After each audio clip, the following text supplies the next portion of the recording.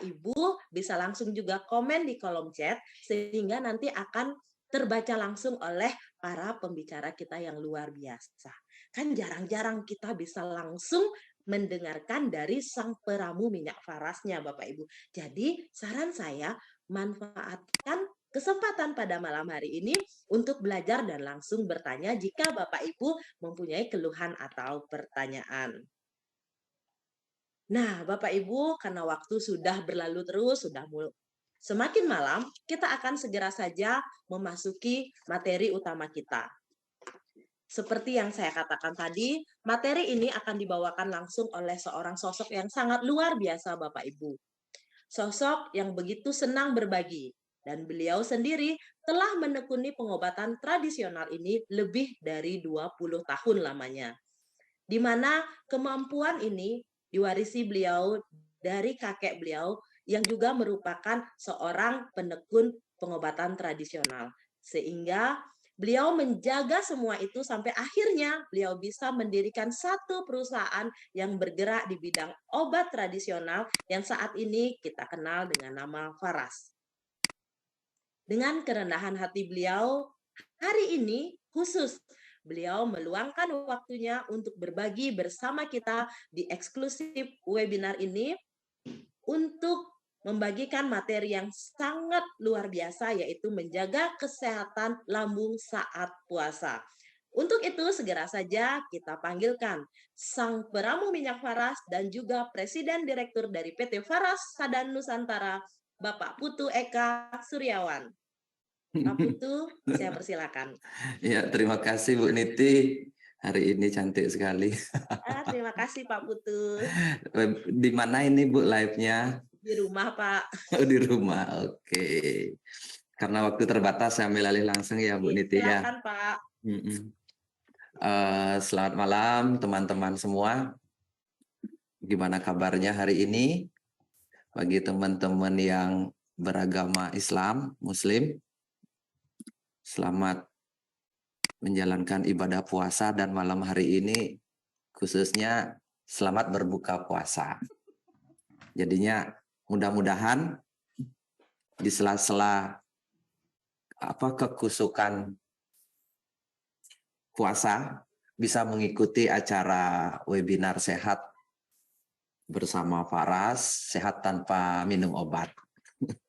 Dan tema kali ini lumayan ya menarik, yaitu menjaga kesehatan pencernaan saat puasa.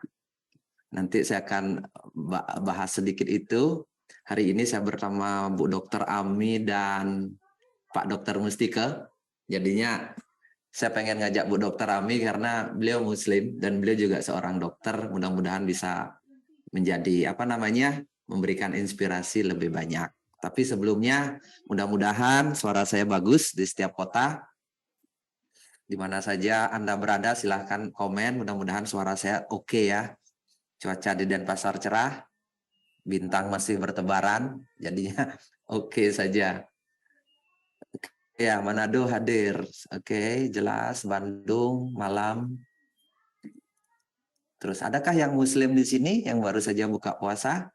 Boleh juga komen. Terus bagi yang non-Muslim pun ikut webinar ini sangat bagus sekali. Palu hadir, siapa itu ya? Probolinggo, Manokwari, wow, Manokwari. Jocelyn, Jogja, bagus Pak Putu, selamat malam, sehat selalu. Maumere, wow, banyak di timur ya. Jawa Timur, Pinrang. Mana lagi nih? Wow, ada Cikeas, Bogor, Semarang. Sangat jelas suaranya, oke. Oke, sudah memasuki 200 peserta. Mudah-mudahan nanti di perjalanan bisa lebih banyak lagi yang hadir. Tapi ini di di hari-hari seperti ini pun masih bisa 200 orang, begitu luar biasanya. Tapi kalau bisa naik lebih banyak berarti bagus sekali nanti pesertanya. Sebelum saya mulai sedikit pembukaan tentang sehat tanpa minum obat, mungkin ada baiknya kita cerita-cerita dulu dengan teman-teman. Ada 1-2 orang mungkin ada testimoni tentang produk Faras maupun Samples boleh, atau produk baru kita, tapi saya yakin ini belum beredar banyak karena baru saja launching minggu lalu produknya Matanaya.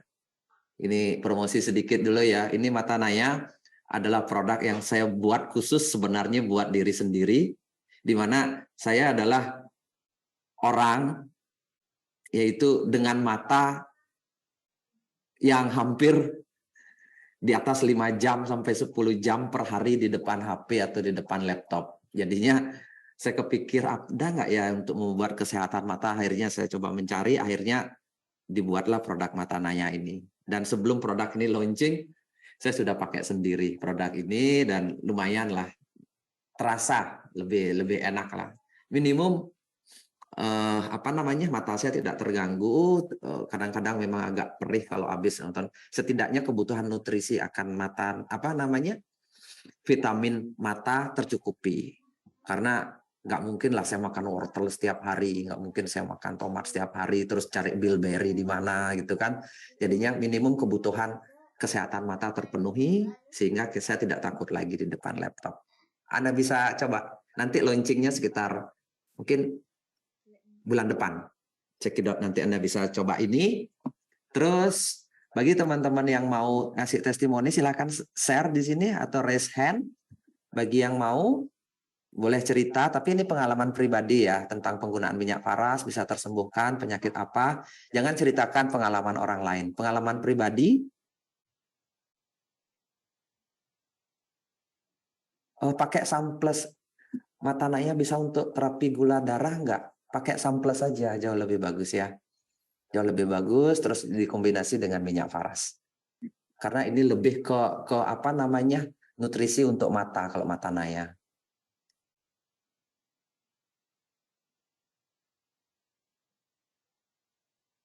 Oke, saya Muslim Pak Butus. Saya juga puasa hari ini. Gitu. Saya mengikuti. Oke, terima kasih Bu Septianti. Selamat menunaikan ibadah puasa dan selamat berbuka untuk hari ini. Ada yang mau? Wah, kok malah tanya Matanaya ya? Untuk Mata Plus karena usia dan sering di laptop, kalau di HP, silahkan pakai Matanayanya. Saya tidak berani bilang bahwa ini akan menghilangkan plus Anda, tidak, tapi setidaknya menjaga kesehatan mata Anda. Apalagi usia sudah banyak ya kalau untuk Matanayanya. Ini akan calon produk booming untuk Matanaya ini. Besar sekali peluangnya booming karena mata itu yang paling terporsir di zaman sekarang. Bukan tenaga fisik, tapi mata yang paling capek dari semua panca indera kita. Makanya saya buat Matanaya, terutama untuk diri sendiri, apalagi bisa bermanfaat untuk masyarakat Indonesia. Ya. Ada lagi? Ada yang maukah? Mau sharing testimoni? Sakit apa saja? Asam urat, apa satu orang saja? Matanaya bisa untuk anak-anak, bisa. Satu pagi, satu sore cukup. Apalagi anak-anak yang suka main, para gamer itu, silahkan pakai Matanaya. Ini kandungannya sudah jelas sekali, semua untuk nutrisi mata kandungannya. Dan ini suplemen yang bagus sekali. Pagi sore satu-satu saja. Minimum anak-anak sekarang sangat susah sekali untuk dikasih wortel. Gimana mau kasih anak-anak wortel? Gimana mau kasih anak-anak tomat, pegagan, burberry, dan sebagainya. Itu sulit sekali. Tapi sebenarnya kalau bisa itu dikasih secara rutin kontinu, bagus. Tapi kalau tidak pun sudah ada Matanaya sebagai penggantinya. Jadinya kandungan nutrisinya lengkap untuk kesehatan mata. Hah? Himawan. Oke, silakan dibuka kalau ada yang mau sharing testimoni. Silakan. Satu orang sebelum ke Bu Dokter Ami. Silakan Himawan. Ini saya nggak lihat tadi. Panitia bilang ada satu orang. Malam, Pak. Oke, selamat malam. Malam. Siapa ini yang nggak kelihatan wajahnya? Coba di sorotnya mana? Oke. Sudah kelihatan Bapak. Hari ini kelihatan ganteng sekali. Silakan. Namanya Bapak siapa? Tinggal di mana? Saya Himawan dari Malang, Pak. Ya, silakan. Ya, ceritanya begini, Pak. Sebelum saya kenal Faras itu, ya, tiap awal puasa itu pasti gangguan, Pak. Gangguan apa, Pak? Gangguan mah. Ya. Jadi terus karena terbiasa apa ya, mungkin jarang puasa Senin Kamis ya, jadi waktu puasa itu di awal-awal pasti terasa kaget. Jadi Ya. sempat waktu buka itu, nah terasa mulai perih itu jam 9 ke atas gitu Pak. Jam 9 Jadi pagi. dan Oke. malam Pak. Kenapa Jadi pas malam ya waktu- Pak? Ya kan sudah buka itu. Iya, karena itu saya terasa mulai perih itu kok Oke. setelah buka itu ya. Setelah buka. Jadi Oke. ya, terus biasanya itu saya minum ini obat mah itulah. Ya. Jadi gitu ya mulai pagi setelah itu berangsur mulai berkurang. Nah, begitu sekarang sudah kenal Faras, ya alhamdulillah sebelumnya awal puasa itu saya selalu balur kan. Jadi tidak seberapa terasa gitu, terasa sakitnya itu. Dan Ya. kemarin lagi-lagi sempat ya, cuman saya gelontor terus sama Faras Klasik dan Kerhot. Jadi Oke. setelah saya balur minyak, itu udah terasa mulai berkurang Pak untuk masalah perih di lambung itu. Ya, jadinya Bapak merasa Dan- bermanfaat dengan adanya produk ini di saat puasa, Pak? Iya, sangat membantu sekali Pak. Jadi belum sampai berujung ke UGD Pak. Tapi nggak enak ya Dulu Pak ya? sempet. Oh Iya, sempat. nggak enak. Sempat Sempat dulu gimana? kalau sebelum puasa sih, cuman kalau masalah telat makan, Ya. itu saya selalu itu mengalami perih gitu Pak. Jadi misalkan sarapan pagi, Ya. saya tidak sarapan sampai jam 10, Ya. pasti malamnya pedih. Dan Ah. dini hari pasti ke UGD Pak. Ke UGD Pak? Iya, harus disuntik Pak, biar bisa meredakan rasa perihnya di lambung itu Pak. Oh berarti lumayan keras ya Pak ya? Iya. Soalnya Bapak Di cerita waktu- sambil ketawa gitu, tak pikir hanya ya sekedar perih dikit-dikit, tapi ternyata sampai ke UGD lumayan. Lumayan Pak. Jadi kalau awalnya pagi itu saya sudah lepas jam ini ya sarapan itu dari jam 6 bisa jam 9, pasti malamnya gitu Pak. Ya. Trouble jadi- itu. Terus sekarang alhamdulillah sejak saya kenal Faras, saya sudah hampir tiap tahun sudah jarang mah Pak. Oke. Ini sangat membantu sekali. Oke. Terima Itu aja kasih. sih, Pak. Ya, terima Ya, kasih. sama-sama, Pak. Bapak nanti ini sebagai ucapan terima kasih nanti Bapak akan dihubungi panitia. Saya kasih bonus Faras Klasik buat Bapak satu. Wah, terima kasih Pak Putu. Ya, oke, terima kasih. Selamat Terima kasih malam. banyak. Selamat Ayo. malam. Ini ada raise hand ini mau ngasih testimoni mungkin ya?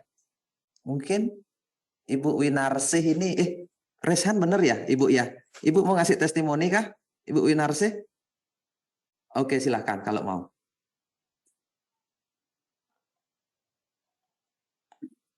Kalau mau yang raise hand ini silahkan.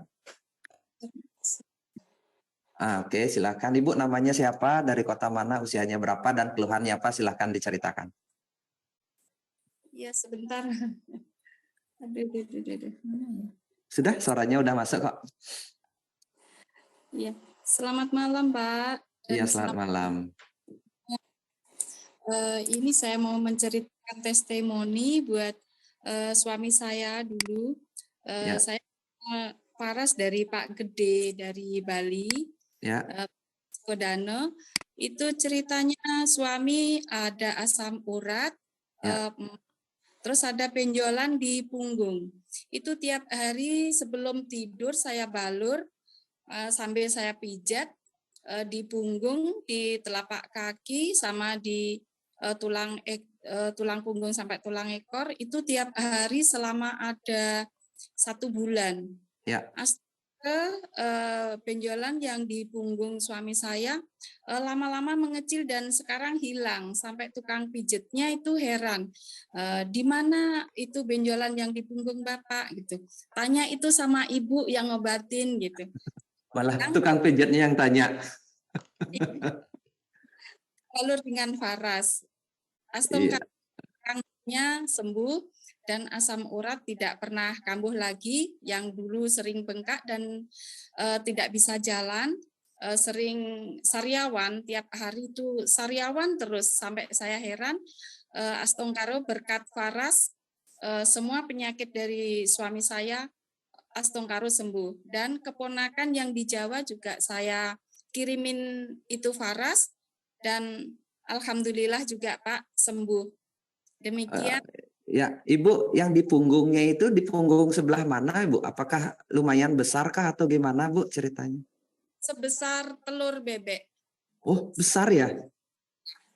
Sekarang sudah rata, Pak, enggak ada. Berkat Wow.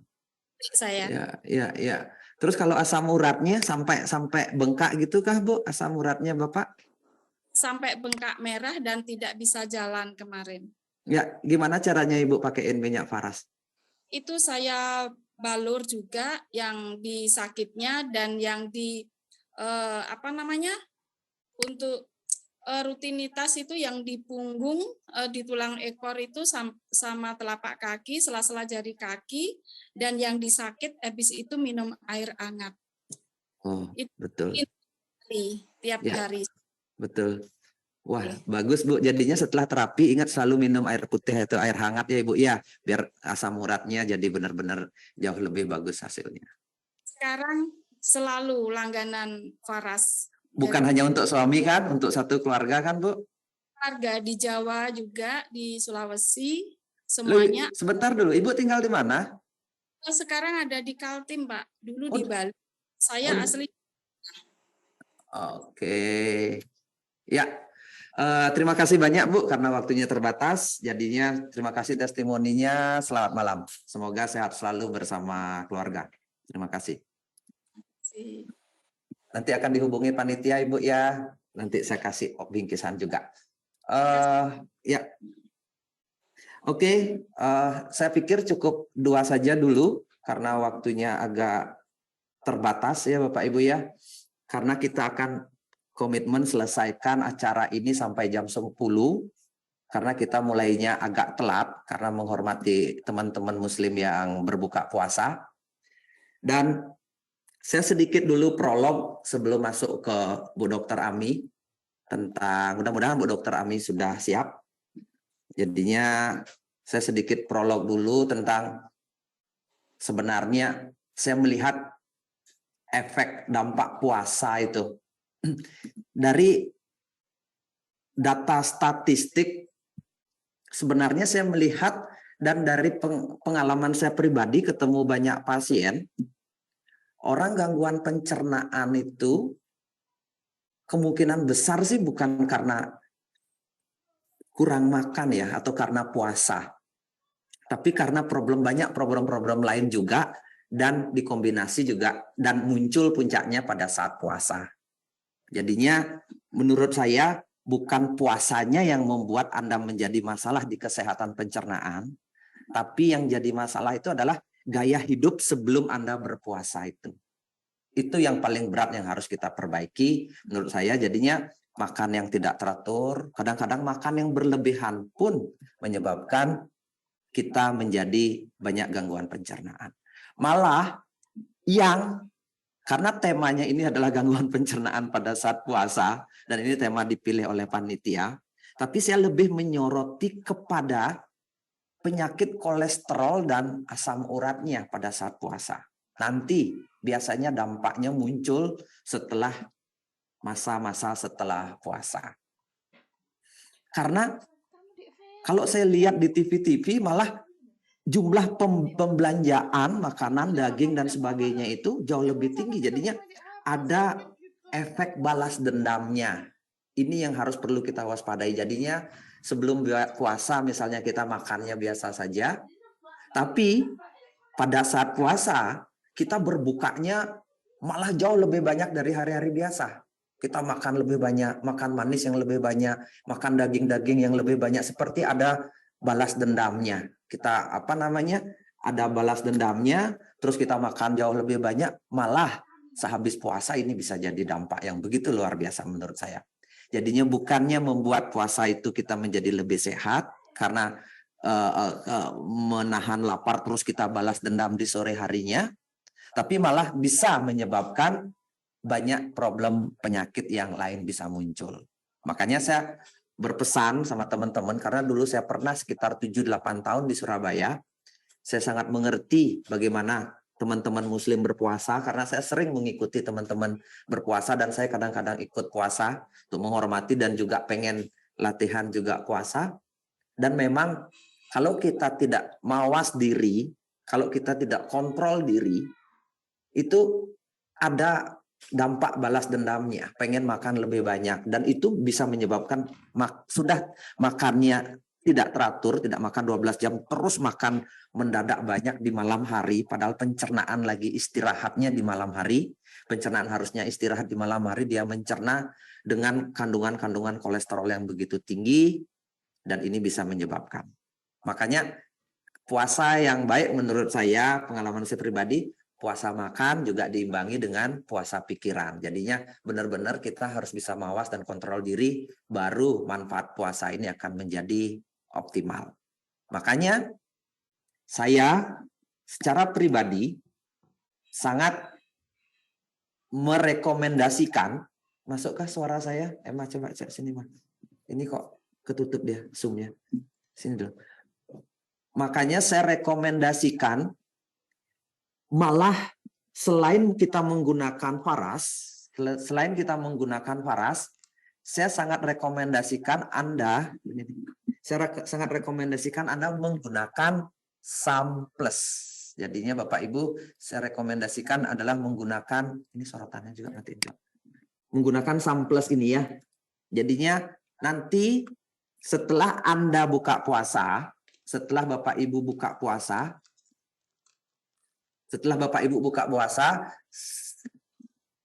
konsumsi SAMPLUS 2 butir. Nah, itu pembukaan dari saya, dan kalau Anda bepergian di saat puasa dan ada kecenderungan perih pencernaan karena memang 12 jam lebih Anda tidak makan, jadinya 12 jam lebih Anda tidak makan. Ini sorotannya coba. Ya. 12 jam tidak makan, saya sarankan bawa Parascare Hot. Jadinya bawa Parascare Hot kemana-mana. Kalau ada masalah di pencernaan di dada, di lambung atau di perut, itu Anda tinggal gosokkan saja. Jadinya oles-oles, atau Anda bawa boleh juga Paras klasiknya. Seperti itu. Anda boleh jadinya 2 ini. Sorry ya, ini agak ininya saya. Oke, sudah. Mana? Sudah. Makasih. Jadinya Anda perlu bawa ini kemana-mana, atau kalau yang lebih kecil lagi Anda boleh bawa yang VR79-nya. Jadinya bawa ini. Jadinya ini tidak akan mengganggu atau membatalkan puasanya Bapak Ibu. Jadinya tidak akan membatalkan puasa karena ini tidak dikonsumsi atau tidak diminum. Jadinya ketika ada gangguan agak berat di lambung dan di perut terasa agak perih, tinggal kita gosokkan saja. Mungkin diam sesaat dari aktivitas, kita diam sesaat, gosokkan minyaknya, VR79-nya atau minyak Parascare Hot-nya, terus kemudian rasakan kehangatannya, jadinya hangat-hangatnya peppermint itu dirasakan, nanti Anda cium aromanya, bukan dikonsumsi ya, tapi dicium aromanya, itu akan membuat kita akan fresh, kita akan jauh lebih fresh lagi, dan ada kemungkinan Anda akan bisa menjalankan puasa sampai buka puasa tanpa perlu batal lagi. Seperti itu. Jadinya 2 pesan saya, Bapak Ibu, menjaga kesehatan lambung di saat puasa, saya sangat rekomendasikan dalam perjalanan, dalam bekerja, pakai 2 ini. Jadinya Parascare sama VR79. Silahkan Anda pilih yang mana. Kalau biasanya saya memilih yang Parascare Hot, yang hot ini. Jadinya kalau saya mual di perjalanan, kalau saya agak pusing, saya menggunakan ini. Jadinya bukan hanya di pencernaan, kadang-kadang kita pusing, itu kecapean, itu kita pakai ini. Terus di saat buka puasa, saya sangat rekomendasikan setelah Anda berbuka makanan berat dan makanan yang bersifat manis, itu 30 menitnya kemudian setelah Anda makan, konsumsilah SAMPLUS 2 kapsul, 2 butir ya. Konsumsi SAMPLUS 2 butir, jangan sampai puasa itu nanti setelah lebaran muncul penyakit lain gara-gara makanan yang kita makan berlebihan. Tapi mudah-mudahan para orang yang hadir di sini tidak ada balas dendamnya ketika habis puasa. Jadinya benar-benar kita tetap menjaga irama makan walaupun kita puasa di siang hari dari pagi sampai maghrib. Mungkin itu dari saya Bapak Ibu, dan hari ini tidak akan ada contoh balur-balur karena waktunya sangat terbatas. Jadinya saya akan panggil langsung saja sahabat saya, Ibu Dokter Ami, ini dokter senior juga di Surabaya. Saya kenal beliau sudah lama, ketemu di Jogja. Dan dari perkenalan ini, beliau sangat positif sekali ingin membantu Faras. Jadinya awalnya kenal jadi sahabat, dan saya minta tolong, Bu Dokter bisa nggak bantu Faras untuk mempromosikan Faras dari segi pengetahuan sedikit secara medis dikombinasi dengan pengobatan tradisional timur seperti itu. Dan ini Bu Dokter Ami dari Surabaya, mudah-mudahan sudah siap. Bu Dokter, sudah hadirkah Bu Dokter Ami? Silakan. Ya, sudah hadir Pak Oke. Putu. Gimana kabar Bu Dokter? Baik, alhamdulillah. Pak Selamat Putu gimana kabarnya? Baik. Ibu selamat Ya. menjalankan ibadah puasa. Oh ya, Dan terima kasih. selamat berbuka juga. Saya nggak berani Bu Dokter ngisi materi tentang selama puasa karena saya bukan Muslim. Jadinya Bu Dokter yang lebih layak, makanya saya undang di webinar ini. Bu Dokter yang ngisi dan kita nanti bisa diskusi dengan Pak Dokter Mustika. Ya, Pak Ibu Dokter Dokter sudah ya? hadir? Pak Sudah, Dokter sepertinya hadir, sudah hadir. Pak Dokter Mustika sudah? Selamat malam Pak Dokter. Terus selamat malam juga untuk teman-teman sahabat Faras yang hadir dari manapun. Sebelumnya saya ucapkan Assalamualaikum warahmatullahi wabarakatuh. Salam. Dan selamat berbuka puasa untuk teman-teman semua. Ini saya sebetulnya grogi ini diundang Pak Putu hadir di webinarnya. Apalagi ada Pak Dokter Mustika, wah semakin grogi saya. Bergabung dengan orang-orang yang luar biasa. Yep. Nah, sebetulnya saya juga bukan orang yang ahli di bidang puasa ya, tetapi saya akan membagikan sedikit pengalaman saya dan juga saya akan menyampaikan apa sih sebetulnya puasa itu, ya. Apa yang terjadi di tubuh kita, supaya kita kalau kita melakukan puasa dengan kita tahu apa yang terjadi di tubuh kita, keuntungan apa yang kita dapatkan, maka kita akan lebih semangat. Oke, ini yang sepertinya perlu saya ketahui. Tidak ada rasa keterpaksaan gitu. Ya. Dan saya karena basic saya dokter, saya akan membahasnya dari segi medis, bukan dari segi agama. Jadi teman-teman harap maklum ya. Nah ini silahkan Bu Dokter ya, silahkan. Ya mungkin teman-teman yang hadir ini kebanyakan yang non Muslim ya, karena teman-teman yang Muslim masih sholat raweh, tidak apa-apa sambil menunggu mereka untuk hadir. Saya rasa juga ada perlunya saya menyampaikan ini supaya teman-teman yang non Muslim pun juga tahu, karena puasa betul, Bu. itu bukan hanya Muslim ya. Sejak di Hindu juga ada kok puasa. Saya rasa semua agama ada ibadah puasa ya, dengan berbagai macam versinya tentunya. Betul. Kalau Islam mungkin 30 hari, terus umat Katolik itu lebih lama lagi 40 hari.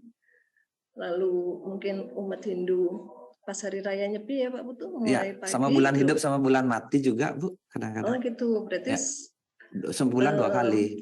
Paling tidak sebulan 2 kali ya. Ya. Dan itu 24 jam. Ya. Jadi lebih lama daripada umat Islam.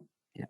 Baik, karena waktunya terbatas, kebetulan saya diberitahu sama Emma kemarin, Bu Dokter waktunya 30 menit. Cepat sekali. Boleh lebih Bu. Saya biasanya kan kalau membawakan materi 1,5 jam. Ya. Jadi 30 menit, boleh tambah 10 menit lagi nggak Emma? Jadi 40 menit. Ya. Karena tentu Dr. Wayan Mustika juga akan memberikan materinya, biasanya beliau memberikan materi yang luar biasa, belum lagi dari Pak Putu. Baik, kita mulai aja ya, saya akan menyampaikannya secara santai, nanti teman-teman boleh bertanya pada akhir penyampaian saya. Mudah-mudahan aja apa yang saya sampaikan ini bisa memberi wawasan baru untuk teman-teman semua, baik yang Muslim maupun yang non-Muslim yang menjalankan ibadah puasa. Oke, kita mulai aja ya. Suara saya cukup jelas? Jelas Bu Dokter. Jelas ya. Oh ya, terima kasih juga yang sudah menyapa saya. tapi belum bisa saya balas di layar chatting.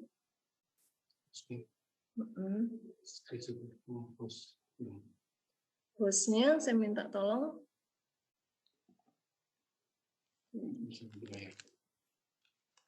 Oke. Untuk bisa share screen, Bu, ya? Iya, betul. Oke. Kasih dia ini, akses untuk share screen. Emma. Host menonaktifkan berbagi layar. Kenapa belum bisa ya?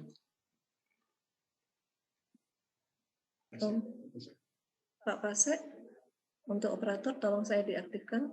Sudah, Bu. Oke, terima kasih.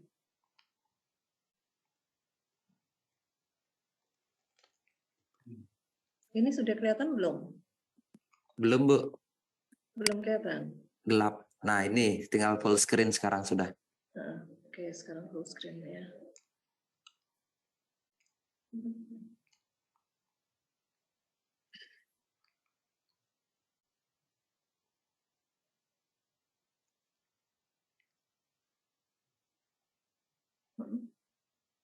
Sebenarnya puasa itu bukannya membuat lambung tambah sehat, Bu Dokter Ami.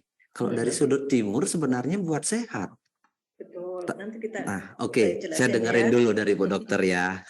Nanti barangkali ada yang kurang dari penyampaian saya.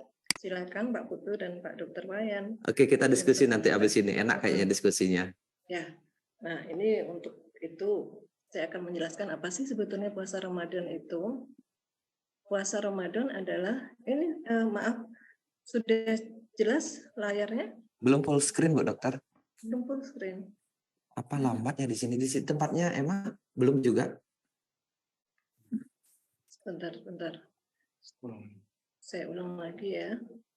Oke, ulang mungkin. Masukkan ulang lagi. Sudah full screen. Sinyalnya Bu Dokter bagus kok di sana. Nah, ini sudah. Oke. Ini sudah. Oke, lanjut Bu Dokter. Ya.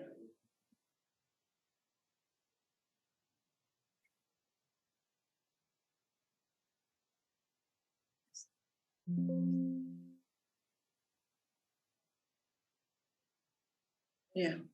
Ini jelas?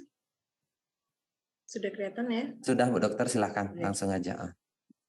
Puasa Ramadan itu adalah puasa wajib bagi umat Islam yang dilakukan hanya pada bulan Ramadan dengan menahan diri dari makan, minum, maupun segala hal yang dapat membatalkan puasa sejak terbit fajar sampai terbenam matahari. Kalau di Muslim itu terbit fajar berarti sudah mulai ada awan berwarna kemerahan ya menjelang sholat subuh.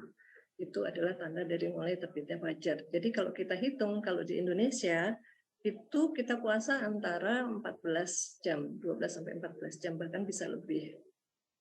Nah, tergantung sahurnya ya. Kalau sahurnya semakin awal, jadi puasanya bisa semakin panjang.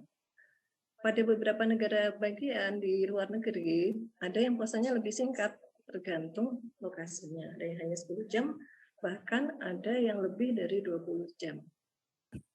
Baik, ibadah puasa Ramadan ini terdiri dari beberapa macam bagian ya. Yang pertama adalah niat. Jadi selalu diawali dengan niat. Kemudian sesudah niat kita sahur dan berpuasa 14 sampai dengan 16 jam.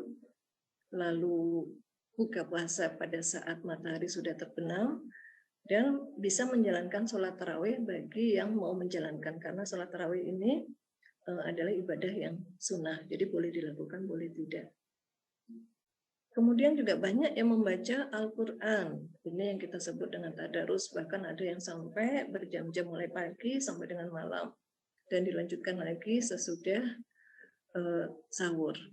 Jadi tergantung dengan keperluan masing-masing.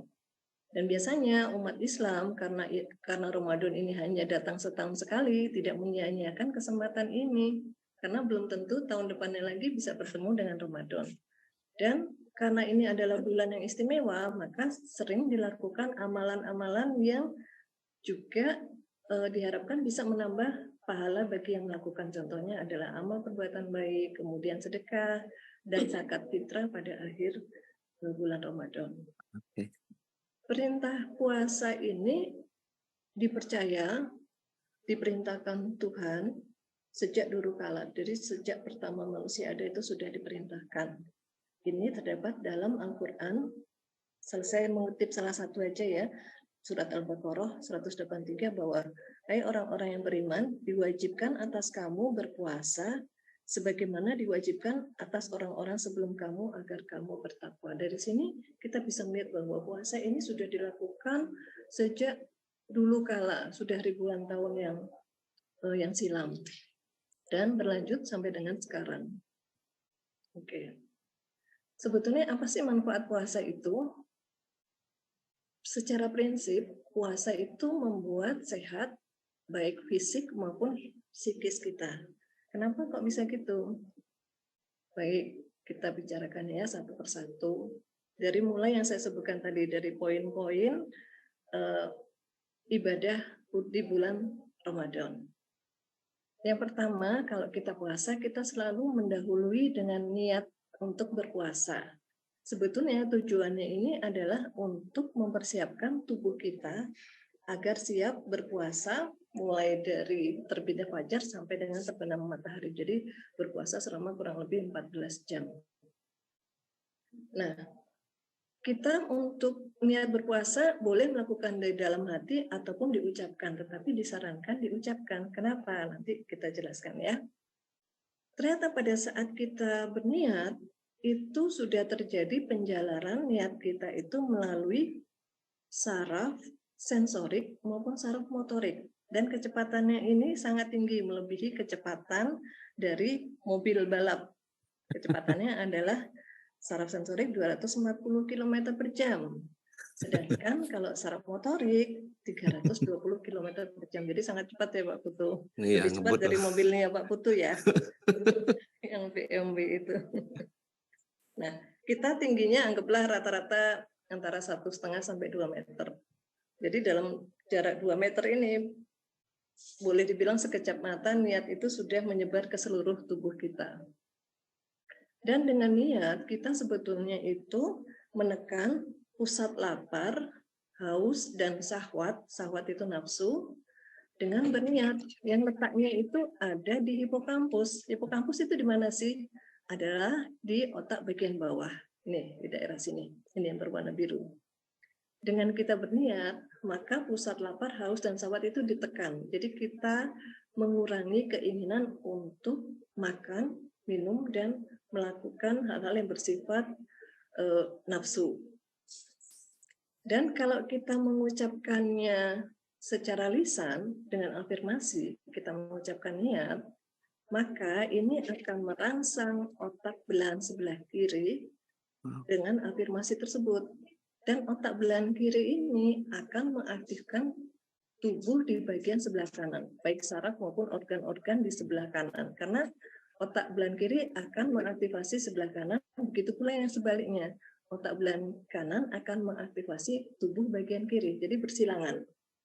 Nah, seperti itu Pak Putu. Ya. Nah, kalau kita visualisasi, kita melakukan saya akan berpuasa, mulai dari terbit fajar sampai dengan maghrib ya, sampai terbenam matahari, kita sudah membayangkan saya akan berpuasa sekian lama. Dengan kita visualisasi, maka otak belahan kanan kita ini akan teraktivasi dan mengaktifkan tubuh bagian kiri. Organ-organ bagian sebelah kiri pun akan teraktivasi. Apa yang sebelah kiri? Contohnya jantung, paru-paru kita sebelah kiri, usus yang sebelah kiri, lalu kemudian limpa, pankreas, lambung sebelah kiri. Dan kalau yang diaktifkan adalah tubuh bagian kanan oleh otak belahan kiri, maka yang diaktifasi adalah organ-organ kita di bagian sebelah kanan. Contohnya paru-paru, kemudian lambung bagian kanan, lalu liver, usus bagian kanan, ginjal bagian kanan, dan seterusnya. Jadi jangan diremehkan ya, niat kita itu akan ibaratnya mempersiapkan pasukan di tubuh kita supaya siap untuk berperang. Nah, apa saja sih manfaatnya puasa? Manfaat yang kedua adalah memperbaiki organ pencernaan dan juga metabolisme tubuh. Pada saat kita berpuasa, selama sekian lama ya, 12 jam sampai 16 jam, kadar glukosa darah kita ini akan menurun dan LDL menurun. Sedangkan HDL-nya meningkat. LDL itu adalah lemak jahat yang dipercaya sering menyebabkan penyakit jantung koroner dan stroke. Sedangkan HDL lemak baiknya, kolesterol baik, itu justru akan meningkat. Nah, jadi ini akan menurunkan risiko diabetes tipe 2, penyakit jantung koroner, dan juga berbagai macam penyakit metabolik yang lain. Lalu manfaat yang kedua, pada saat kita puasa, sitokain itu adalah zat penyebab peradangan yang sering terjadi di tubuh kita. Jadi kalau kita ada radang sakit tertentu, maka sitokain ini akan aktif sekali. Tetapi pada saat kita puasa, sitokain ini kadarnya menurun, sehingga semua penyakit akibat peradangan di tubuh kita akan membaik. Dulu ingat nggak pada saat zaman COVID? Iya. COVID lagi parah-parahnya itu ya terjadi. Salah satu solusinya itu katanya puasa. Ya betul. Badai sitokin itu ya. Mungkin teman-teman juga masih ingat salah satu yang menyebabkan kematian pada orang dengan sindroma metabolik itu adalah terjadinya badai sitokin. Karena ini terjadi peradangan yang luar biasa, akhirnya apa? Organ tidak dapat berfungsi dengan baik. Itu terjadi kegagalan sistemik. Salah satu anjurannya adalah berpuasa, dan ternyata memang terbukti pada pasien-pasien yang mengalami badai sitokin begitu berpuasa, maka terjadi progres yang sangat baik, bahkan bisa sembuh total. Ya. Nah, lalu yang manfaat yang lain adalah pada saat puasa, organ pencernaan kita itu beristirahat dan beregenerasi. Mungkin selama kita nggak puasa, kita makan terus ya nyemil, nggak terasa nyemil. Nonton dikit, nonton film Korea nyemil. Handphone nyemil. Itu akhirnya organ pencernaan kita nih tanpa kita sadari bekerja terus-menerus, diforsir.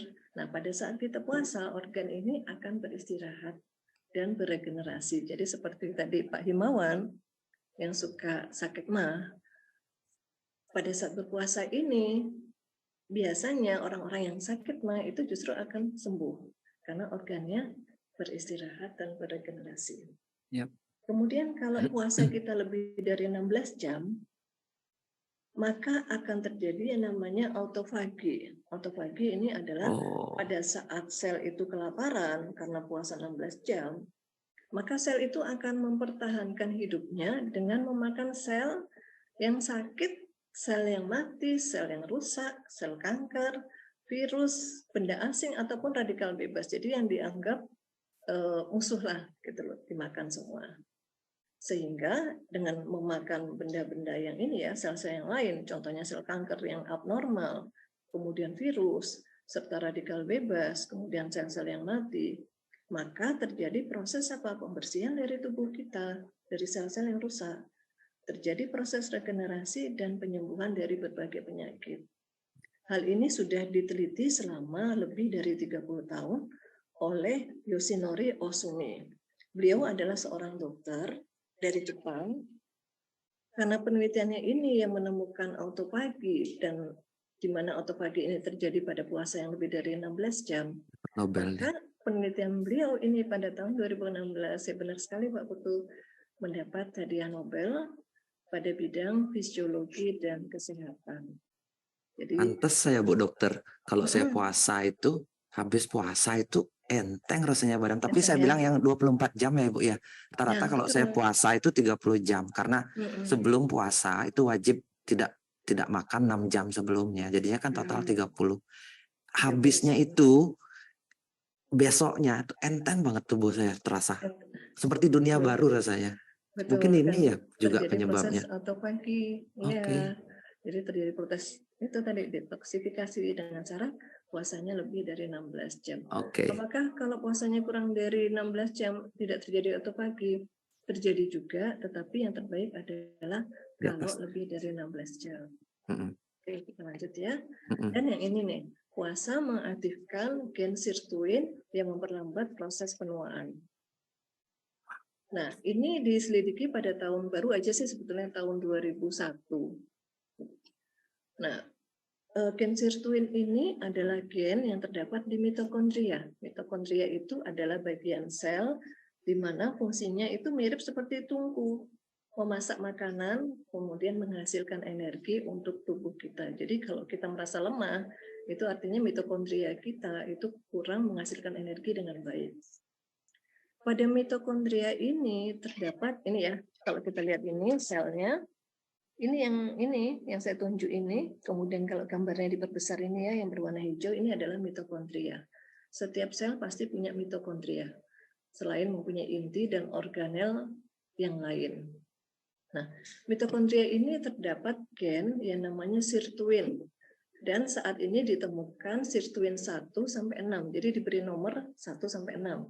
Tetapi sebetulnya sekarang udah ada ketemu lagi lebih dari 6.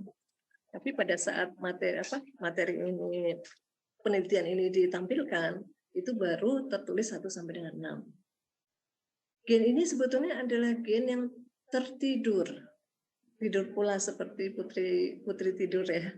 Dan teraktivasi ketika tubuh kekurangan kalori atau pada saat kita berpuasa. Nah, jadi karena kita pada saat puasa ini kekurangan kalori, tubuh memberi sinyal, ini kalori ini kurang nih. Nah, mitokondria yang kurang pasokan tersebut, akhirnya dia membangunkan gennya yang ada di sini, sirtuin 1 sampai 6. Sedangkan dari 6 gen tersebut, yang gen sirtuin 1, 2, dan 6 ini menghambat reseptor NF-kB, yaitu penyebab peradangan dan penuaan sel. Sehingga dengan dihambat, maka ini akan memperlambat proses penuaan dan juga peradangan di seluruh tubuh. Ini prosesnya seperti ini ya. Jadi Berarti Bu Dokter bisa olahraga juga bisa dong Bu Dokter. Kita kan kekurangan kalori kalau olahraga. Iya, bisa. Pokoknya semua yang bisa menyebabkan kekurangan kalori itu bisa merangsang timbulnya gen sirtuin 1 sampai 6. Makanya jangan makan banyak-banyak kalau ingin awet muda. Betul, Bu. Makan secukupnya. Bahkan pernah ada hadis Nabi yang menyatakan makanlah sebelum berhentilah makan sebelum kamu kenyang. Ya, itu. Nah, jadi kalau teman-teman ingin sehat, ingin awet muda, ya kurangi asupan kalori dan rajin-rajinlah berpuasa. Setuju. Oke, yang keempat, manfaatnya adalah meningkatkan sistem kekebalan tubuh. Puasa ini dapat meningkatkan sistem kekebalan tubuh dan ini sudah diselidiki ya. Pada saat berpuasa akan terjadi peningkatan limfosit bahkan sampai 10 kali lipat. Sebetulnya tidak hanya limfosit tapi juga sel imun tubuh yang lain. Itu juga meningkat semua. Limfosit adalah salah satu jenis sel darah putih yang dapat membantu melawan penyakit. Jadi limfosit ini adalah yang membentuk antibodi kita. Kondisi ini tentunya tidak dapat memberikan pengaruh yang besar untuk sistem kekebalan tubuh. Sehingga puasa juga merupakan salah satu proteksi atau perlindungan dari berbagai macam virus atau mikroorganisme yang masuk ke dalam tubuh. Yang kelima, puasa itu juga meningkatkan hormon bahagia dan cinta, serta menurunkan hormon stres. Kenapa?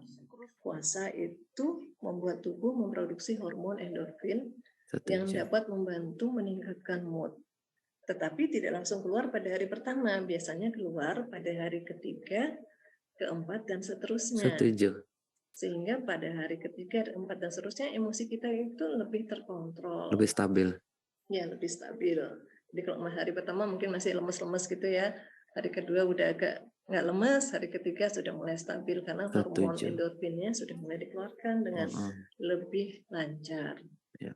Terus pada saat kita melakukan perbuatan baik, pada saat bulan Ramadan, menginfakkan harta kita, kemudian beramal, sedekah, terus menahan dari semua hal yang bisa membatalkan puasa, maka ini akan meningkatkan stimulasi pada nukleus accumbens.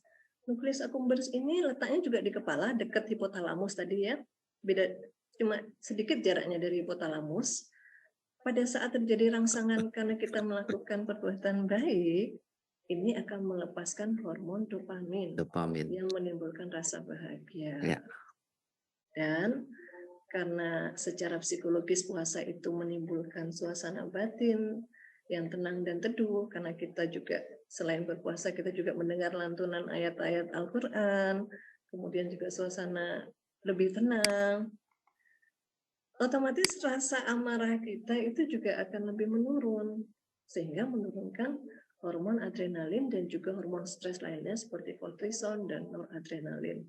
Ini yang berperan di sini adalah kelenjar pituitari, di mana kelenjar ini menghasilkan hormon bahagia, cinta, dan juga merangsang hormon dan juga ini menyebabkan hormon-hormon kelenjar yang menghasilkan hormon stres itu berkurang bekerjanya. Jadi produksi hormon stresnya juga berkurang.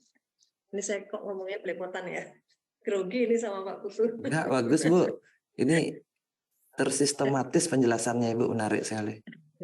Lalu yang keenam, ini pada saat kita puasa itu kan kita juga menjalankan sholat-sholat, tidak hanya sholat wajib yang 5 rakaat itu 5 waktu, tetapi juga menjalankan sholat sunnah, sholat taraweh, ataupun sholat sunnah-sunnah yang lain.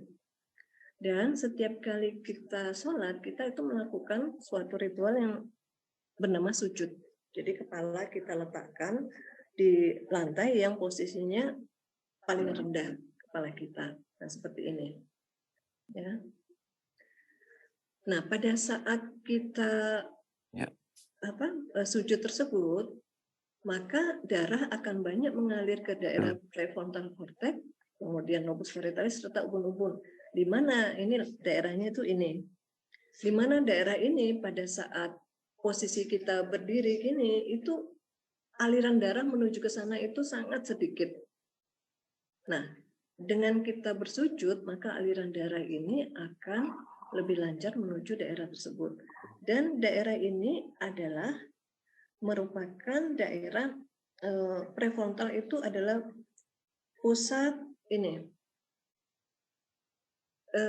yang membedakan kita dengan hewan. Jadi pusat kebijakan ya, kebijaksanaan itu adanya di prefrontal. Kita bisa berpikir itu pun prefrontal.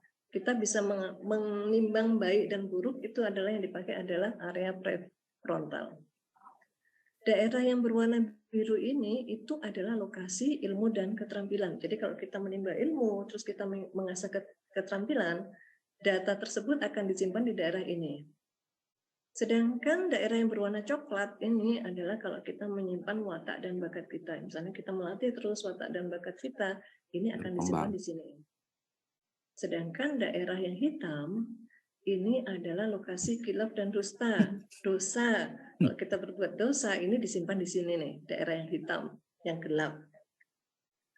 Nah, pada saat kita sujud, darah akan mengalir selain memberikan nutrisi, mineral, dan vitamin, di lokasi ilmu pengetahuan dan bakat, juga watak, darah juga mengalir ke daerah yang hitam ini, ke lokasi khilaf dan dosa, dusta. Dengan mengalir ini justru membersihkan. Jadi apa? Membersihkan tempat khilaf dan dusta, harapannya dengan kita sering sujud, itu adalah yang kalau secara psikologis itu adalah tempat terendah, kita merendahkan diri kita di hadapan Tuhan.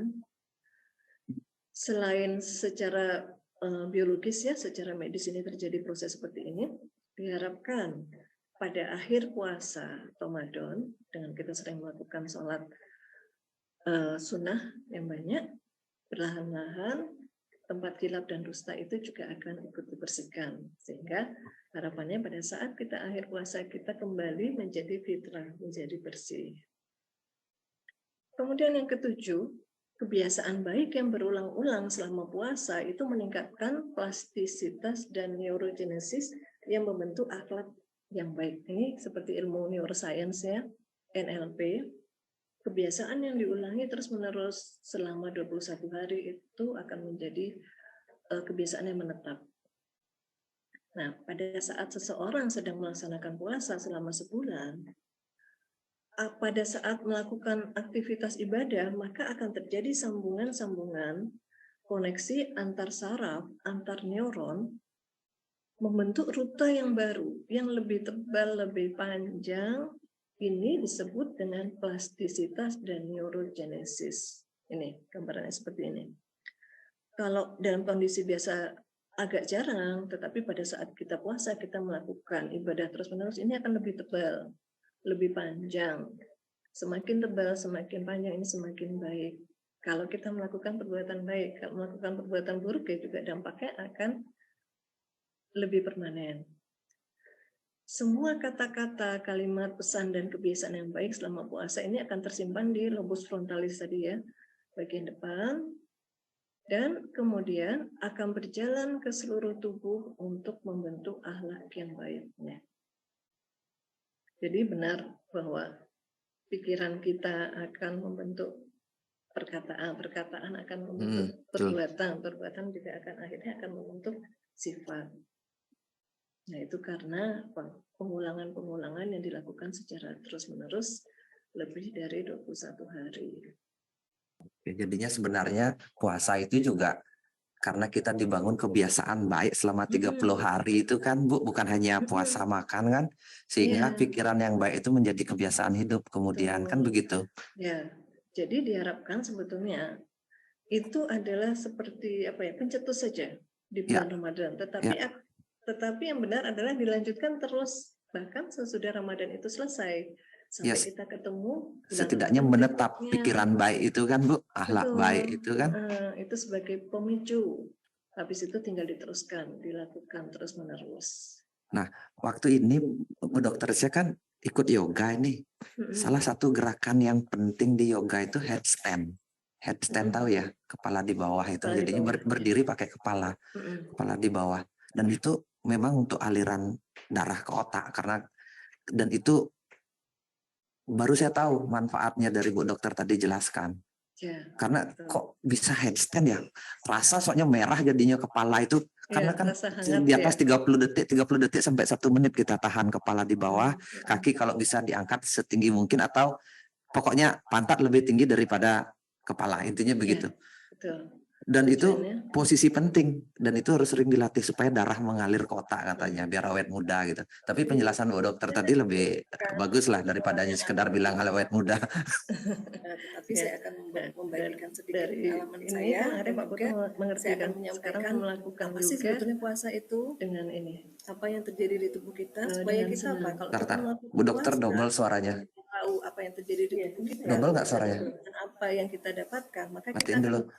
Coba. Ini rekaman tidak ada, ya, tidak ada rasa keterpaksaan gitu. Dan saya karena basic saya dokter. Sebentar Bu Dokter diam dulu ya. Coba bisa nggak dimatiin suaranya Bu Dokter itu? Dari segi agama. Jadi teman-teman harap maklum ya. Nah ini mungkin teman-teman yang hadir. Sebentar. Coba di out dulu Bu Dokter terus masuk lagi bisa nggak ya?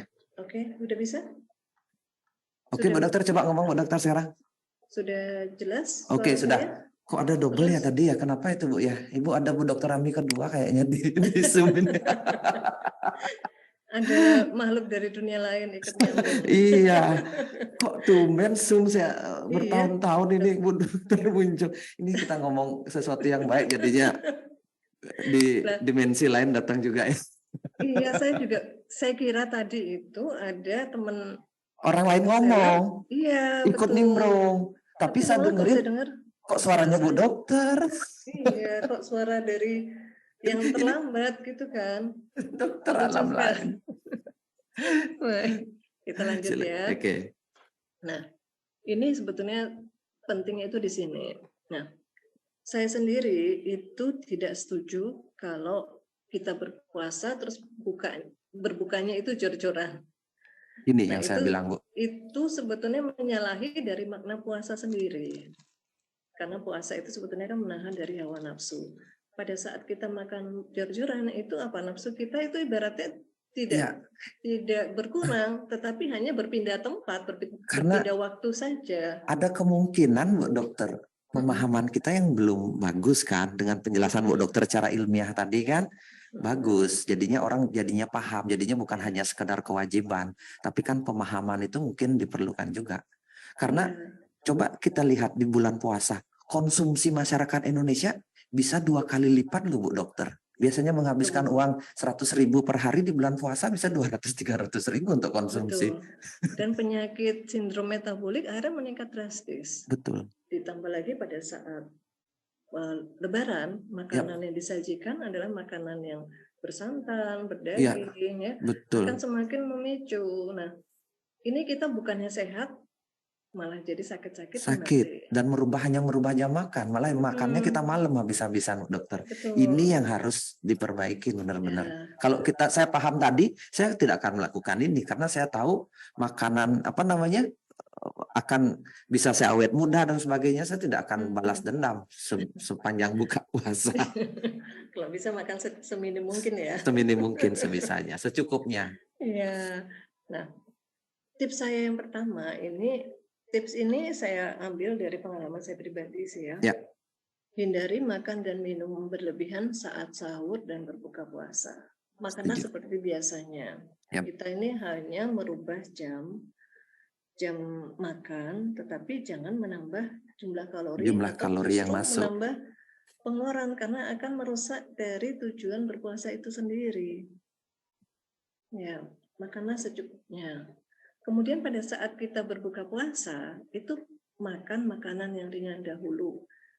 Berbukanya jangan kalap langsung makan yang besar, tetapi makanlah yang ringan, misalnya kurma dan air putih untuk membatalkan puasa ya. Kurma cukup 3 buah itu. Pertama fungsinya adalah untuk mempersiapkan tubuh untuk kita makan. Dengan kita memakan makanan yang ringan dulu, tubuh ini akan dipersiapkan untuk memakan makanan yang lebih banyak. Terus jangan terburu-buru, kunyah dengan perlahan-lahan. Jangan karena banyak makanan di depan kita seperti seolah-olah balas dendam. Wah, ini aku nggak makan. Udah makan yang 3 kali dijadikan 1. Nah, itu nggak boleh sebetulnya. Kenapa? Kita harus mengunyah perlahan-lahan. Pertama, kita mempersiapkan tubuh kita. Dengan kita mengunyah perlahan-lahan, enzim di mulut kita ini akan tercampur dengan merata di makanan, dan ini juga akan mengurangi beban lambung pada saat makan. Dan pada saat kita mengunyah, itu otak akan memberikan sinyal pada lambung untuk mulai mempersiapkan mengeluarkan asam lambung secara perlahan-lahan. Nah, jadi makanya kalau kita mengunyah secara perlahan-lahan itu akan mengurangi asam lambung, akibatnya apa? Penyakit gastritis, GERD juga akan berkurang. Yang menjadi masalah itu kan kalau kita makan secara cepat, asam lambung belum tersedia, lambung ini belum juga siap untuk bekerja, sedangkan ini sudah ada makanan, otak langsung akan memberikan perintah pada lambung, ini loh ada makanan, ayo keluarkan sebanyak-banyaknya tanpa persiapan. Asam lambung yang keluar secara mendadak dalam jumlah besar itulah yang menyebabkan gastritis. Berarti ini problemnya orang gangguan lambung saat puasa kan Bu Dokter? Bukan puasanya yang bermasalah kan? Tapi setelah buka puasanya dia makannya ngamuk. Betul. Pertama tergesa-gesa, makannya buru-buru, kayak makannya banyak, tergusu-gusu, makannya kalap. Yang kedua, kayak setahun nggak makan. Betul. Yang kedua, itu jumlahnya terlalu besar. Mendadak lagi. Mendadak, akhirnya apa? Dan berminyak, bersantan, manis. Nah, itu kan sudah bukan makanan yang sehat. Nggak boleh. Akhirnya itu meningkatkan asam lambung. Tidak salah kalau lambung kita menjadi iritasi, menjadi luka, gitu ya. Jadinya problemnya adalah di saat buka puasa, bukan di puasanya kan sebenarnya yang menimbulkan luka lambung, Bu Dokter. Betul, puasanya sendiri kan sangat bagus tadi kita bahas. Ya, sebegitu banyak manfaatnya. Tapi ketika aksi balas dendamnya terjadi, disitulah masalah mulai muncul. Betul. Nah, kalau saya sendiri, saya cuma mau sharing. Kalau saya biasanya habis buka puasa, saya cuma minum segelas air putih, kemudian sedikit camilan ya, kurma. Atau kalaupun misalnya ada seperti kolak, saya cuma makan sekitar 2 sendok gitu. Habis itu sholat maghrib, tubuh kan sudah mulai dipersiapkan nih untuk makan. Baru saya makan pun tidak banyak. Karena apa? Saya masih harus sholat tarawih dan juga sebentar lagi akan tidur. pada saat kita makan terlalu banyak terus kemudian kita tidur, nggak itu bagus. juga problem lagi. Ya. Itu menjadi masalah yang baru. Oke. Oke. Nah, ini salah satu tips juga adalah menghindari makanan dan minuman yang meningkatkan asam lambung dan gas. Misalnya makanan yang berlemak, tepung-tepungan, biasanya kan goreng-gorengan, kemudian pedas, Soda, kopi. Ya, kopi, alkohol, kubis ya. Kubis ini juga meningkatkan gas di perut kita. Jadi hindari pada saat kita berbuka puasa sedapat mungkin. Makanlah makanan yang menyehatkan organ pencernaan, misalnya makanan yang mengandung probiotik. Contohnya adalah tempe. Tempe itu probiotiknya tinggi. Apalagi kalau dimakan mentah. Tempe itu camilan saya di rumah itu tempe mentah, Bu. Tempe mentah, betul. Untuk kesehatan atau ngirit, Bu? Dua-duanya. Karena daging mahal ya. Kalau goreng minyaknya mahal sekali. Bercanda ya sama. Ya, tempe, terus tape itu juga mengandung banyak probiotik, yogurt. Tapi kalau yogurt dan tape hati-hati pada orang yang masih ada luka di lambung ya. Kalau tidak ada luka di lambung, hajar aja nggak apa-apa. Terus sayur ini juga bagus karena ini adalah sumber dari prebiotik. Beda dengan probiotik, bedanya ini prebiotik itu adalah tempatnya untuk probiotik tubuh. Udah 1 jam, oke. Ya. Ini panitia komplain, Bu Dokter, sudah 1 jam katanya, nggak terasa. Ini sudah hampir selesai kok. Iya. Nggak apa-apa, lanjut aja, jangan pedulikan, Bu Dokter. Saya biasanya kalau ngomong bisa 1,5 jam sendiri kalau memberi sama teman-teman. Oke.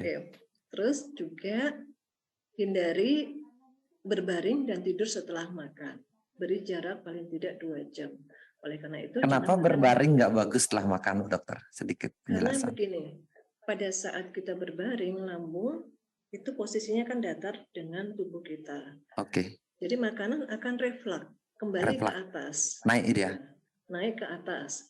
Seperti sendawa atau gut itu ya? Betul. Sehingga cincin yang untuk menahan lambung itu tidak kuat karena makanannya refleksnya itu banyak. Oke. Jadi salah satu caranya adalah dengan berbaring, setengah berbaring. Kalau memang terpaksa tidak bisa, harus segera tidur ya setengah berbaring dan makan jangan banyak.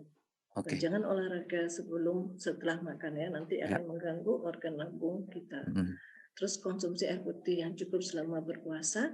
Kebutuhan kita minimal air adalah 30 ml per kilogram berat badan. Jadi kalau berat badan kita 50 kilo, kalikan aja 50 kali 30 ml berarti 1.500 ml, 1,5 liter. Kalau berat badan kita 60 kali 30 berarti 1.800, 1,8 liter gitu. Dan tidur yang cukup dan berkualitas. Bulan lalu sudah dijelaskan oleh Pak Dr. Wayan ya, bagaimana tidur yang cukup dan berkualitas. Juga manajemen stres yang baik selama berpuasa, olahraga yang ringan, dan jangan mager selama puasa. Kadang-kadang kan orang-orang pokoknya makan tidur selama puasa, itu justru tidak malah nggak baik, berat badan bertambah, juga mengganggu organ pencernaan. Organ pencernaan kita akan bekerja dengan baik kalau kita bergerak. Ya, pada saat kita mager itu organnya juga akan diam. Betul. Mager juga. Betul. Ya.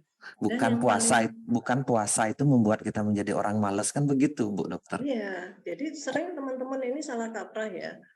Dipikirnya dengan kita mager, kita punya tenaga untuk berpuasa. Nahan tenaga itu malah salah, kita malah menjadi, saya karena biasa puasa juga kadang-kadang malah tambah males, Bu Dokter, nggak pengen ngapa-ngapain. Kalau bergerak malah lupa puasanya, sudah mau dekat buka. Gitu kan? Dan dengan bergerak kan mengurangi kalori. Betul. Mengurangi kalori itu akan mengaktifkan gen awet muda tadi. Ya, awet muda, sel-sel penuaannya berkurang, sehingga tambah muda. Oke. Dan yang favorit ini adalah minum sunplus dan balur minyak paras secara rutin selama berpuasa. Yep. Kenapa ini penting? Ini manfaat ini saya gabungkan ya, karena teman-teman udah sering kali saya berulang-ulang terus. Ini manfaat ini saya gabungkan antara manfaat sunplus dengan paras klasik, di mana manfaatnya ini adalah sejalan dengan manfaat kita berpuasa. Sebetulnya banyak sekali manfaat yang lain, tetapi karena saya cuma diberi waktu 30 menit, saya ringkas saja. Yang ini sejalan dengan dengan manfaat kita berpuasa. Yang pertama adalah menangkal radikal bebas. Dengan berpuasa tadi apa? Terjadi autofagi. Ya. Ya kan? Dengan ditambah samples dan belumnya proses autofagi itu akan berlangsung dengan semakin baik, semakin sempurna. Dan proses peradangan juga akan berkurang. Salah satu manfaat puasa adalah mengurangi proses peradangan. Ditambah samples dan paras klasik, proses ini juga akan semakin berkurang lagi. Kemudian meningkatkan imunitas tubuh, memperbaiki organ pencernaan dan metabolisme tubuh, membantu proses detoksifikasi agar berlangsung semakin baik, memperbaiki kualitas tidur, karena dengan sesudah dibalur minyak paras itu biasanya tidur kita akan semakin nyenyak dan berkualitas, dan kita bangun dengan kondisi yang segar, serta membantu regenerasi sel. Ini manfaat yang sangat baik sekali dari kedua produk favorit saya ini. Bagaimana cara minumnya? Samples diminum 2 kali sehari, 1 atau 2 kapsul. Saran saya minum sesudah makan, pada saat sahur, dan setelah berbuka puasa. Kemudian kalau minyak paras, cara pemakaiannya sudah sering kita bahas ya, dibalurkan dan pijat lembut di telapak kaki dan sela-sela jari kaki, kemudian di sepanjang tulang belakang dari tengkuk sampai dengan tulang ekor, serta area perut, karena kita sedang berpuasa. Ya. Dan area yang bermasalah, di mana teman-teman merasakan itu ada suatu masalah, boleh dibalur. Waktunya dan frekuensi balurnya teman-teman sesuaikan sesuai dengan mana yang paling pas, paling sesuai dengan kebutuhan teman-teman. Mungkin hanya pada saat malam sebelum tidur, atau mungkin ada yang 2 kali, atau tetap seperti biasa, itu teman-teman bisa menyesuaikan masing-masing ya. Jadi ini tidak ada patokan yang pasti. Dokter. Baik, sebagai penutup dari saya, untuk teman-teman, selamat menjalankan ibadah puasa Ramadan. Mudah-mudahan kita selalu sehat, bisa menjalankan puasa dengan lancar hingga tiba hari kemenangan. Dan jangan lupa minum samples dan balur paras klasik agar stamina kita terjaga selama kita berpuasa. Amin. Terima kasih. Mudah-mudahan bermanfaat. Walaupun waktunya sangat singkat, mudah-mudahan bisa memberikan sedikit pengetahuan buat teman-teman. Banyak Bu Dokter. Bu Dokter, sebelum ditutup ini saya tanya. Kita kan ada VR79 nih minyaknya yang bisa dihirup itu. Ya. Kan misalnya kita pusing nih, kita hirup kan bisa lebih baik hilang pusingnya atau lagi nggak enak di mood gitu.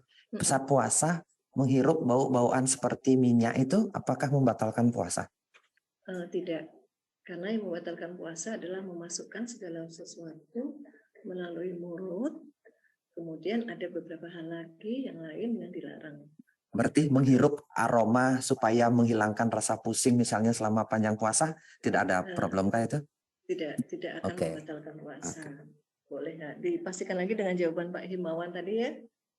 Pak Himawan membantu saya. Terima kasih Pak Himawan. Baik, ada pertanyaan lagi mungkin? Oh ya, saya kembalikan dulu ke Pak Putu. Terima kasih atas waktunya. Ya, Bu Dokter, satu lagi. Khusus materi Bu Dokter yang ini, kalau saya share di YouTube atau di Facebook, boleh kan? Boleh. Khusus ini, karena ini apa namanya umum dan tidak ada klaim apapun, dan ini ilmu secara medis tentang puasa untuk banyak orang, bukan hanya untuk Muslim pun untuk masyarakat Indonesia ini bagus. Ya, karena saya ngelihat di mana? Di YouTube tidak terlalu banyak membahas secara medis yang lumayan dalam sih ini. Walaupun hanya 45 menit 1 jam, tapi lumayan dalam kan bagus Bu Dokter. Mungkin itu Bu Dokter ya. Terima kasih banyak atas ilmunya, sharingnya hari ini. Itu teman-teman dari Bu Dokter Ami. Nanti kalau ada pertanyaan ke Bu Dokter Ami silahkan. Tapi sebelum itu saya ada tamu lagi satu, Pak Dokter Mustika. Dan saya pengen sekali dari sudut pandang Pak Dokter. Pak Dokter, masih adakah dengan mendengarkan Bu Dokter Ami? Wah, mendengarkan dengan sangat serius Pak Putu. Makanya rencana kita kan berdua ini ngasih materi. Saya pikir Bu Dokter Ami akan punya sudut pandang baru, makanya saya kasih Bu Dokter Ami. Tapi Pak Dokter mungkin ada nggak ngasih sorotan tertentu terhadap materinya Bu Dokter Ami atau memberikan pandangan bagaimana menjaga kesehatan lambung pada saat puasa atau malah sudut lain tentang puasa. Jadinya ini materi bisa melebar Pak Dokter, silakan. Selamat malam Dr. Ami, terima kasih banyak nih. Luar biasa yang disampaikan Dr. Ami itu. Saya sampai terpaksa mungkin nanti di rekaman itu dilihat bahwa saya terpaksa screenshot, saya pindahkan ke Word beberapa file-file ininya slide-nya tadi itu bagus sekali. Luar biasa. Kan agak mirip dengan diskusi kita waktu dengan Kandepat Kak Pak Dokter, banyak hal itu kan, makanya saya melihat kok materinya Bu Dokter kok pas dengan ilmu pengobatan tradisional kita punya gitu kan. Silakan Pak Dokter. Semuanya bisa ini ya Dok ya, sejalan ya antara medis maupun yang pengobatan barat dan timur itu harusnya sejalan. Iya. Makanya saya menarik tadi ketika pada saat orang sujud itu kan di sini ada bagian tempat tersimpannya dusta itu ya, dusta. Makanya saya jadi tiba-tiba teringat, oh iya, jadi kalau kita merasa melakukan sesuatu yang salah atau hilaf tuh, pasti kita terjidat, aduh gitu. Atau kadang-kadang ingin membenturkan kepala Pak Dokter kalau kita lagi merasa ini. Kita tepuk kepala sini, aduh. Waduh. Berarti itu sebetulnya refleks ya. Refleks ya. ingin ngusir dustanya kita. Aduh, hitam tadi itu. Apa yang disampaikan Dr. Ami itu detailnya bagus sekali itu. Makanya saya sangat ingin mendapatkan slide itu. Mudah-mudahan seperti yang ini sejalan tiba-tiba dengan idenya Pak Putu itu di-share. Saya kepikiran tadi tuh, kenapa nggak di-share di YouTube ya sehingga orang bisa nonton ulang-ulang dan bisa tambah mengerti karena penjelasannya bagus sekali tadi itu. Nah, selain itu saya tambahkan yang tadi tidak muncul di situ di dunia kedokteran bahwa menjaga kesehatan lambung itu kan berkenaan juga dengan ada penyakit MAH, bagaimana hubungannya dengan orang puasa. Akan ada dua jenis penyakit MAH setidak-tidaknya. Ada penyakit MAH yang disebut MAH fungsional dan penyakit MAH yang organik. Nah, penyakit MAH yang organik itu artinya secara organ itu ada masalah. Itu ditentukan dari hasil pemeriksaan endoskopi, barangkali ada luka pada lambung atau di atas lambung pada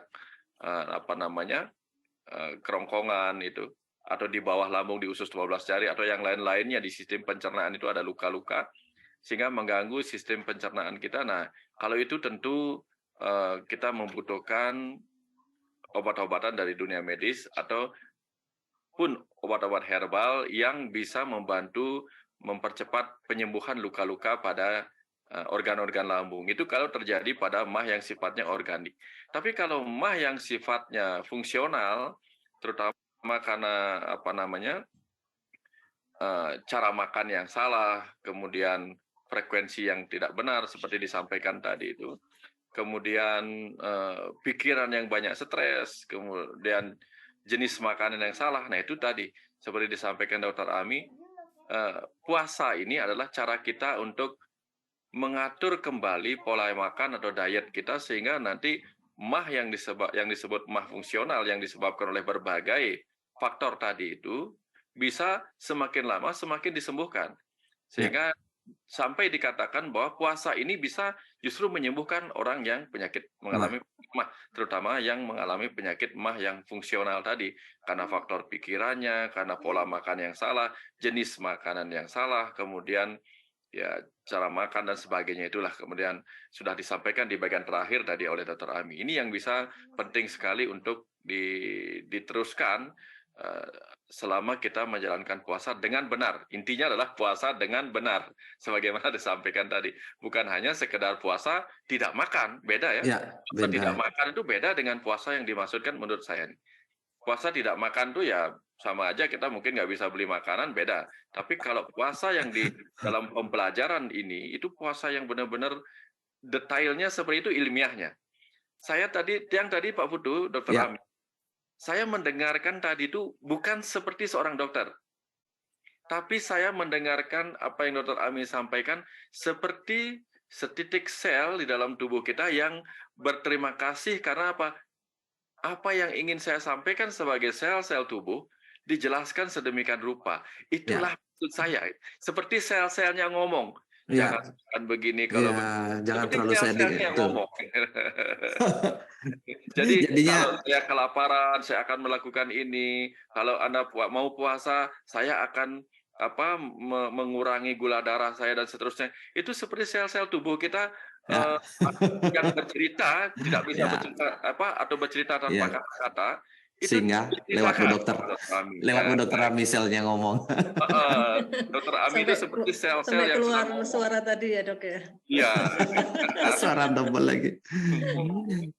Tapi kalau misalnya seperti tadi penyakit mah yang bukan fungsional tadi Pak Dokter, penyakit misalnya tukak lambung, sudah luka lambungnya lumayan parah, atau Bu Dokter Ami atau Pak Dokter lah jawab, apakah puasa ini akan berdampak serius, misalnya bisa menyebabkan tambah parah luka di lambungnya dan sebagainya, itu seperti apa? Ini kan kasus yang berbeda, sudah luka lambung parah lah misalnya, yang bukan problem yang lain tadi. Apakah diizinkan berpuasa, Bu Dokter sama Pak Dokter, secara medis mungkin, silakan.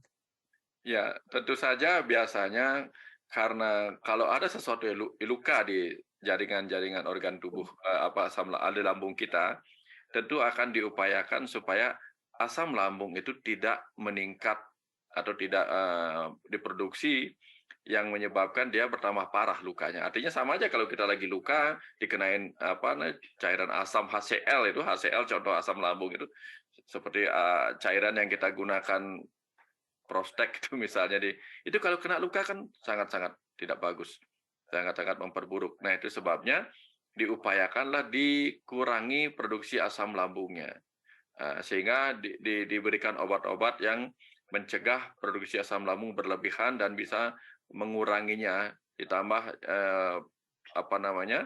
pemberian makanan yang sehingga mampu menetralisir asam lambung karena dia mendapatkan pekerjaan seperti itu. Ya. Tetapi biasanya kalau dia dengan kondisi mah organik tadi seperti tadi itu, dokter akan memberikan dia obat-obatan lebih dulu, tergantung juga kepada keparahan jenis kondisi mahnya itu. Diberikan obat-obatan sehingga nanti pada saat masa puasa itu tidak akan terjadi halangan ketika melakukan puasa itu. Nanti akan dibantu dengan pengurangan asam lambung. Mungkin juga bisa dicoba jalankan Pak Dokter ya, puasa 3 jam lewat jadi 6 jam. Kalau tidak ada masalah mungkin tidak ada masalah mungkin. Tapi kalau sudah merasa sangat perih dan terganggu, lukanya terganggu, ya batalkan aja di tengah jalan. Mungkin gitu, saya juga nggak ngerti Bu Dokter. Ini kan ada faktor risiko. Mungkin Bu Dokter punya pandangan lain mungkin. Tadi sih masuk kalau kita siapkan dulu sebelum puasa, datang ke dokter untuk disiapkan lambungnya lebih sehat, baru puasa. Itu bagus menurut saya. Kan untuk mempersiapkan diri siap puasa untuk kesehatan yang lain-lainnya. Tapi kalau misalnya Bu Dokter mungkin dari Muslim, bagaimana mungkin ininya? Silakan. Nah, ini penjelasan dari Pak Dokter sangat benar sekali ya dari segi medis. Saya hanya menambahkan aja sedikit dari segi Muslimnya. Kita berpuasa itu juga tergantung kondisi kita. Ya. Kalau memang keadaan tidak memungkinkan, kita sakit dan kita sudah berupaya dengan segala cara ternyata tetap sakit, kita boleh tidak berpuasa dan menggantinya pada hari lain di mana kita mampu. Dan kalau benar-benar tidak bisa berpuasa, benar-benar mengganti pun tidak mampu, kita boleh memberikan namanya fidyah ya, memberikan zakat sebanyak yang kita makan untuk mengganti apa yang kita makan pada hari itu. Berarti intinya kalau orang sakit, anggaplah tukak lambung berlebihan yang tidak memungkinkan melakukan puasa, boleh dibatalkan saat itu dan boleh digantikan di hari lain. Di hari lain, orang yang sakit parah, orang tua, terus kemudian mungkin ibu yang menyusui kondisinya mungkin tidak memungkinkan untuk puasa, kita boleh mengganti di hari yang lain. Oke. Dan hari ini saya tidak hanya tema samples sama ini aja sih Bu Dokter, karena ini pengetahuan umum, saya banyak pengen diskusi tentang pengetahuan umum juga, bukan hanya tentang paras kan. Paras ini berbagi untuk semua. Saya tanya sama Pak Dokter, Pak, kenapa ada fenomena orang balas dendam itu Pak Dokter? Karena sama kayak nyepi di Bali kan Pak Dokter. 2 hari sebelum nyepi, itu sebelum pengerupuan, itu minimarket, supermarket diserbu habis semua barang Pak Dokter.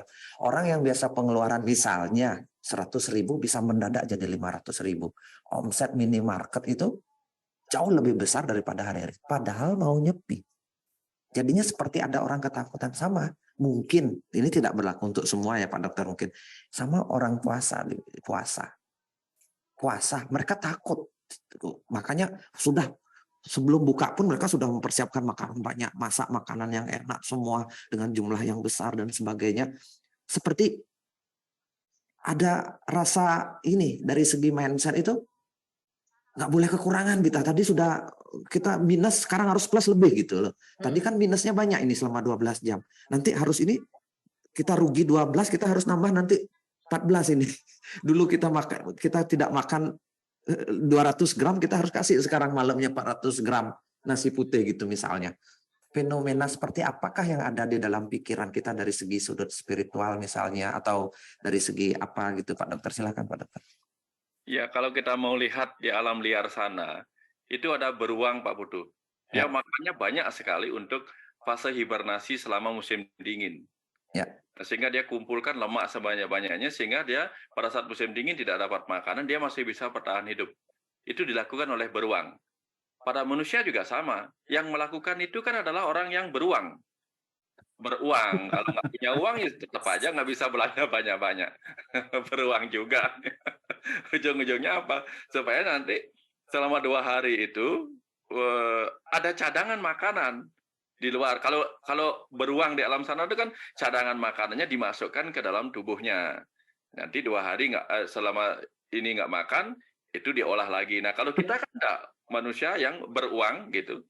Seperti fight and flight itu Pak Dokter berarti ya? Ya. Seperti fight and flight ini kan? Oh iya, ya. Ya, dia fight untuk menghadapi kenyataan di kemudian hari tidak bisa belanja, ya udah beli aja dulu. Beli aja dulu gitu akhirnya. Ya, dia secara itu, kalau beruang nyimpan di tubuhnya, dia nyimpan di kulkasnya gitu. Tapi jadinya, orang yang beruang juga gitu. Jadinya penting sekali menata pikiran saat puasa dan kita aware. Aware kan Pak Dokter harusnya jadinya kan kita harus sadar. Kalau kita tidak sadar melakukan puasa ini tidak dengan niat yang baik atau dengan pikiran yang baik, ada fase muncul ya tadi itu balas dendam atau menyimpan kembali yang kosong yang kurang tadi. Gitu kan fase. Jadinya kesadaran balik lagi ke ilmunya spiritual itu kan Pak Dokter, kita menyadari apa yang kita lakukan sehingga kita tidak lupa diri pada saat buka puasa itu. Kan kembali ke dalam diri, tempat perenungan, kan sama berarti sama teorinya Pak Dokter yang disampaikan kemarin waktu acara di mana namanya? Di pabriknya Faras itu. Kembali kita menemukan itu, bahwa kita sadar akan diri kita sendiri kan. Silakan Pak Dokter. Betul, persis seperti itu Pak Putu. Karena banyak yang mohon maaf gitu, kalau tidak menjalankan puasa dengan benar sebagaimana diajarkan dan juga dijelaskan oleh Dr. Ami tadi melalui mekanisme fisiknya, maka di jam puasa dia puasa, setelah puasa dia puasin gitu. Oh, puasin. Habis puasa puasin gitu. Ya, jadinya jadi tadi berlebihan, makannya berlebihan gitu. Cuma kasarnya gini, bisa merubah jam dosa gitu. Biasanya dosa pagi, sekarang malam dosanya. Merubah jam makan. Bu Dokter Ami silakan Bu Dokter. Apa fenomena apa seperti itu dari segi pandang Ibu Dokter sebagai dokter atau sebagai muslimin? Kalau saya memandang dari segi psikologis saja Pak Putu. Oh, psikologis dokter enggak. Silakan. Bahwa makan itu kita menganggapnya itu suatu hiburan, suatu kesenangan. Ya. Jadi pada saat kita berpuasa, di mana kita tidak menyiapkan diri dan kita tidak tahu manfaat dari berpuasa, kita akan merasa bahwa kesenangan kita itu diambil. Nah, itu menimbulkan penderitaan. Tentu sebagai kompensasi, kita tentu ingin menghilangkan penderitaan itu dengan cara apa? Menggantinya dengan kesenangan yang lain. Yang sudah hilang adalah kita dilarang makan, di mana itu ada kesenangan kita menggantinya dengan apa? Dengan makan yang lain, untuk mengganti apa yang kita sudah anggap hilang tersebut. Jadinya manusia nggak mau menderita, Bu ya. Kalau menderita sedikit harus balas dendam. Nah, karena apa? Kesadaran, lagi-lagi kita ngomong tentang kesadaran yang di prefrontal itu adalah pusat kesadaran kita yang membedakan kita dengan hewan. Rata-rata masih menganggap puasa ini adalah suatu penyiksaan. Suatu kesedihan. Nah, makanya kenapa saya ingin berbagi apa sih manfaatnya puasa? Supaya mudah-mudahan dengan berbagi itu rasa bahwa sedang menderita itu akan berkurang. Justru Ya. kita akan merasa, wah ternyata aku mendapat manfaatnya loh. Secara fitrah memang manusia itu akan melakukan hal yang menguntungkan dan menyenangkan. Kalau dirasa tidak ada manfaat dari dua itu, menguntungkan dan menyenangkan, itu biasanya tidak akan dilakukan atau melakukannya hanya karena terpaksa. Betul, karena manfaat. Puasa bisa mengurangi perut buncit kah? Saya lagi buncit ini perutnya, Pak Dokter. Sangat bisa, karena kan tadi menurunkan, kalau kita melakukannya dengan baik, kita mengatur pola makan kita dengan baik, proses di mana tadi lemak baik itu akan meningkat, kemudian Ya. lemak jahat itu akan dikurangin, gula darah juga akan dikurangi. Jadi perlahan-lahan lemak, cadangan lemak di tubuh kita itu akan terkikis habis, apalagi kalau dibantu dengan mengatur pola makan dan olahraga. Oke. Tapi kalau puasanya terus kemudian balas dendam, makan dengan Nggak kalap ada gunanya. tidak akan Oke. terjadi Tidak penurunan ada berat manfaat badan. dari segi kesehatan, tidak begitu kelihatan ya.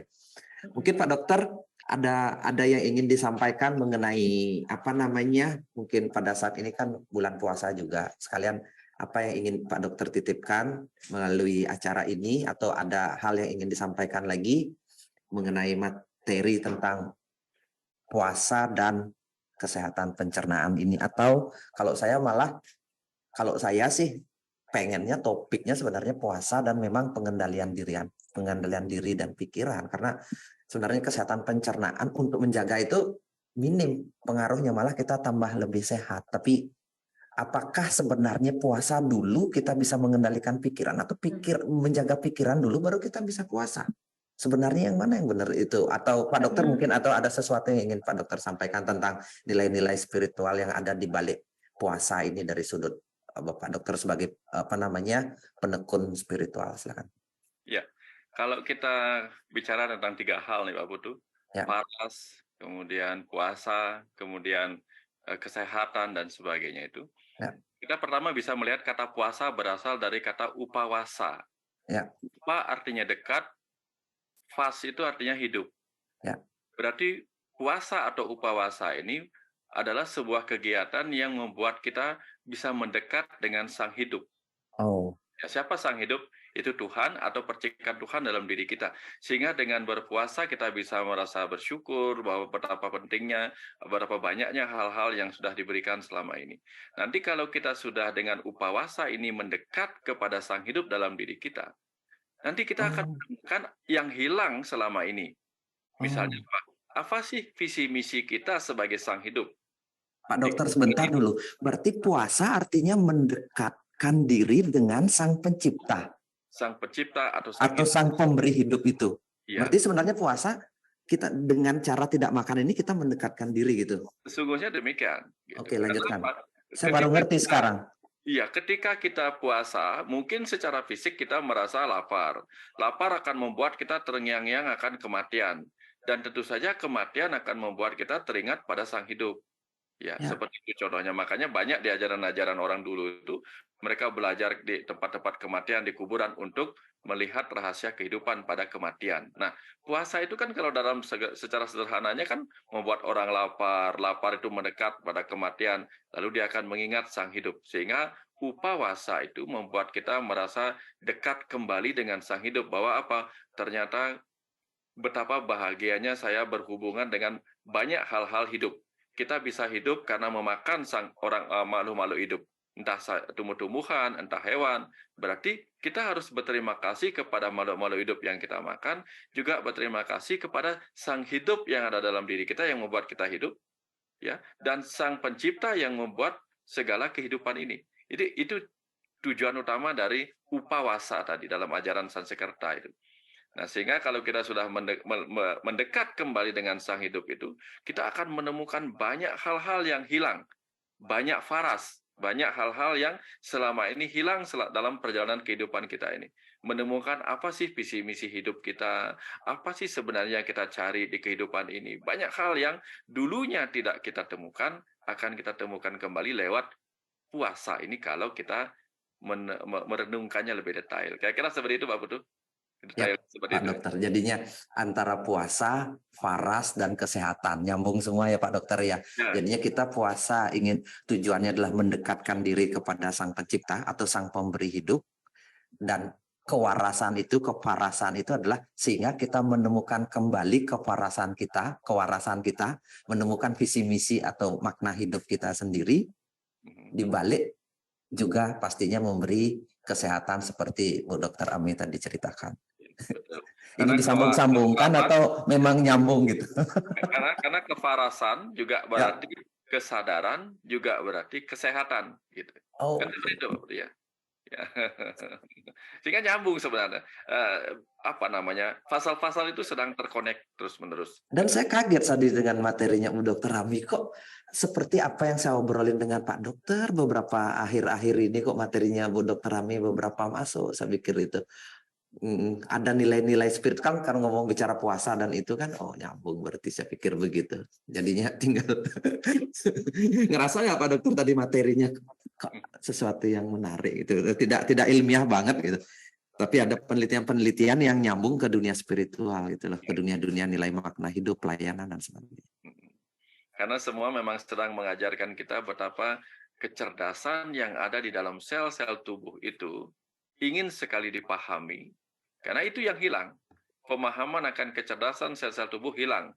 Betul. Tapi ketika kita puasa, akhirnya dia bisa menceritakan kecerdasan dirinya melalui apa yang disampaikan Dr. Ami. Makanya saya bukan terpaksa ya, saking dari tadi bengong aja melihat screenshot, sibuk nih screenshot, kalau nggak, aduh foto lagi, screenshot lagi, foto lagi. Bagus sekali, detail sekali. Kan kecerdasan itu sering Pak Dokter bilang ada di ruang kosong, kan ruang hampa itu yang diisi oleh kecerdasan. Ruang kosong itu kan sama dengan puasa. Berarti kan ruang kosong itu puasa. Ketika puasa kita penuh, berarti kan kecerdasan tubuh atau keaktifan sel-sel tubuh kembali aktif kan, kecerdasan untuk survival dan sebagainya, untuk kita tambah sehat, terus sistem pertahanan tubuh lebih kuat, kan bisa ke arahnya ke sana Pak Dokter. Puasa itu memberi ruang untuk meningkatkan kembali atau mengembalikan kembali kecerdasan yang ada di dalam diri kita yang selama ini pasif atau hilang kan gitu Pak Dokter. Lupa dia sama dirinya sendiri. Silakan. Sama seperti halnya nyepi Pak Budu. Nyepi itu kan menciptakan ruang kosong. Sekarang puasa itu membuat lambung kita mengalami nyepi selama 12 jam, 14 jam. Sama, ini konsepnya sama sebenarnya. Antara Buana Agung, alam semesta besar nyepi, Buana kecilnya, alam semesta kecilnya juga nyepi. Bisa nyepi dengan puasa tidak makan, puasa bicara, puasa pikiran, puasa emosi, segala macam puasa itu seperti itu, Pak. Oke. Ya. Bu Dokter Ami, terakhir ada yang ingin disampaikan sebelum kita tutup, udah kemalaman ini. Sebagai closing statement dari saya, mudah-mudahan dengan kita menjalankan ibadah puasa, kita akan kembali fitrah, kita akan kembali ke jati diri kita sebagai manusia, tidak hanya di bulan Ramadan, tetapi di bulan-bulan dan tahun-tahun berikutnya. Ya, Oke. Terima kasih. Terima kasih. Pak Dokter, terakhir silakan. Ya, mudah-mudahan bulan puasa yang dilewati bersama oleh para saudara kita di umat Muslim ini benar-benar menghasilkan apa yang menjadi tujuan dari puasa itu sendiri, yaitu bisa semakin mendekat kepada Sang Jati Diri yang murni di dalam, sehingga tercapailah kembali fitri yang disampaikan oleh Dr. Ami itu. Mudah-mudahan dengan ini bukan saja terjadi fitri pada umat saudara-saudara kita di umat Muslim, juga berefek kepada kemurnian kita kembali semua di Indonesia ini, pada umat sedunia ini, umat manusia sedunia ini. Itu yang bisa saya sampaikan Pak Budu. Kita lakukan sama-sama. Ya. Pak Dokter, kita nggak punya waktu banyak. Bu Dokter Ami juga. Sebenarnya kalau saya mau diskusikan, menggali lebih banyak sekali. Karena ketika kesehatan diketemukan dengan nilai hidup, itu banyak yang bisa saya gali. Banyak ini di otak saya itu banyak sekali muncul hal-hal yang liar. Tapi balik lagi, kita akan ketemu lagi bulan depan dalam mungkin situasi yang berbeda dengan tema yang berbeda. Nanti mudah-mudahan bisa bertiga lagi kita ngobrol. Jadinya terima kasih banyak Pak Dokter, terima kasih banyak Bu Dokter Ami, dan ini pun teman-teman saya tidak ada waktu lagi untuk diskusi live dengan teman-teman yang di Zoom karena waktu kita sudah terbatas. Tapi saya sebagai foundernya Faras, presiden direkturnya Faras yang bergerak di bidang pengobatan tradisional, ingin ikut berkontribusi yaitu bagaimana menyehatkan masyarakat, dan hari ini dengan tema yang baik yaitu apa manfaat puasa dan bagaimana menyehatkan lambung. Jadinya puasanya dapat, kesehatan lambungnya dapat, dan manfaat dari puasa itu kita dapatkan. Mungkin itu dari saya. Saya ucapkan selamat malam. Sekali lagi terima kasih buat teman-teman Faras semua, para peserta yang sudah tadi mencapai 350-an orang. Jadinya Pak Dokter dan Bu Dokter Ami, Pak Dokter Mustika, terima kasih banyak. Sampai jumpa di acara berikutnya. Terima kasih dan terima kasih. Pamit dulu. Terima kasih Pak Putu, terima Ya, kasih. terima kasih Pak Dokter ya. Terima kasih Dokter Ryan, Pak Putu, teman-teman Ya, terima semua. kasih. Ibadah Dokter Ami. Terima kasih Dok.